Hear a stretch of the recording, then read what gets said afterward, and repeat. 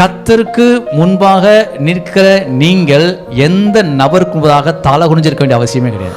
நீங்க இதை நல்லா புரிஞ்சுக்கோங்க. நான் எங்க நிக்கிறேன் அதான் ரொம்ப முக்கியம். நான் எங்க நிக்கிறேன் அப்படின்னா அந்த ability to stand before God, தேவனுக்கு முன்பாக என்னால் நிற்கக்கூடிய தைரியத்தை அவர் கொடுத்திருக்கிறாரு. இந்த தைரியம் தான் எங்க நிக்க வைக்குது. நீ ஆகாப் ராஜா சொல்றாரு, ஹே ஆகாப், நாம் சொன்னாதான் மழை பொழியும், நான் சொல்லாட்டினா மழை பொழியாது. இப்ப சொல்றேன் மழை பொழியாது 3 வருஷத்துக்கு. இப்போ ஒரு காரியம் புரியுது அவங்களுக்கு. கர்த்தருக்கு முன்பாக நிற்கிறேன்னா எலியா யாரு? இப்போ எலியா எங்க நின்றாரு? எப்படி அதை எப்படி சொல்ல முடியும்? நான் கர்த்தருக்கு முன்பாக நிற்கிறேன் எப்படி சொல்ல முடியும்? கர்த்தருக்கு முன்பாக நிற்கிறேன் எப்படி எலியாவால சொல்ல முடிஞ்சது? இது ஒரு நாள் இல்ல, 2 நாள் இல்ல. எலியா என்பவன் நம்மை போல பாடுள்ள மனுஷனா இருந்தும் போதும். அங்க என்ன பாத்தீங்க? எலியா யாரு? அங்க 1 ராஜ்யங்கள் 17. கர்த்தருக்கு முன்பாக நிற்கிற நான்.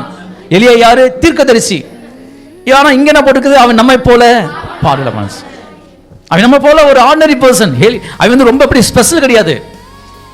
எலியானாலே ரொம்ப அப்படியே உச்சத்துல வச்சு பார்க்காதீங்க. பாடுள்ள மனுஷன்னா பசி இருந்துச்சா? பாயா இருந்துச்சுங்க அவனுக்குள்ள, பாயா இருந்துச்சு. போட்டிருக்க பைபிள்ல. எதுக்கு பயந்தான்? ஏசபேலுக்கு பயந்து ஓடுனான். இப்ப பயப்படுறானா? ஸ்பெஷல் கேட்டகரியில் வைக்கல ஆண்டவர். அது 10 பிரச்சனை பரவாயில்லப்பா, எனக்குள்ள என்னெல்லாம் இருக்கும் அது யாருக்குள்ள இருக்குது? பயம் இருக்குதா? ஆமா, அவனுக்குள்ள பயம் இருக்குது. ஓடுனானா? பயந்து ஓடுனா. தனிமை இருந்துச்சா? தனிமை இருந்துச்சு. அழுதானா? நான் சாகணும்னு சொன்னானா? ஐயோ, நம்ம சொல்றதா அவனு சொல்லியிருக்கிறான். அப்போ உனக்கு புரியுது என்னது? எலியா வந்து ரொம்ப ஸ்பெஷல் கிடையாது. நான் என்னெல்லாம் ஃபீல் பண்றேனோ, நான் என்னெல்லாம் அனுபவிக்கிறேனோ, பாடு அனுபவிக்கிறேன், பயத்தை அனுபவிக்கிறேன், சில தனிமை உணர்வு இருக்குது, சில கவலை இருக்குது, பசி இருக்குது, தேவை இருக்குது. தேவை இருந்துச்சா இல்லையா? சாப்பாடு. நான் இதெல்லாம் அனுபவிக்கிறேனோ அதையும். ஆனா ஒண்ணு செஞ்சான்.